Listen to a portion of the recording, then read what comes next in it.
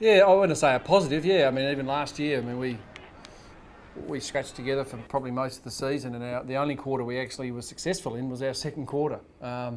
So we've spoken about that. I'm sure the opposition sides. I don't think of, the very small sample at round 4 had spoken about, or certainly at round 3 had spoken about a key message at quarter time against the Gold Coast Suns. It's just the way it's panned out. Is there a bit of us getting off to a good start?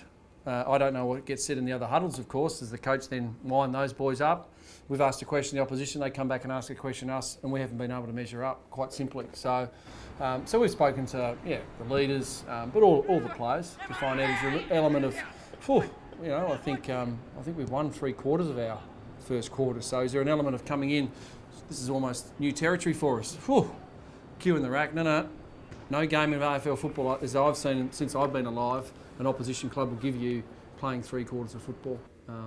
So we've addressed those. I don't think it's a physical thing. It's clearly a mental thing. A bit like young players wanting to take challenges on. I think it's a sign of maturity in the group. And I certainly think it's then the physical maturity, the fact we're actually winning our last halves a lot better than we were last season, that's for sure.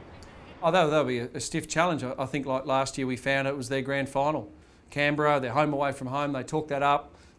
Again, we're only a year ahead of them, so it gives them, if you look at their whole season, it gives them the best opportunity of winning.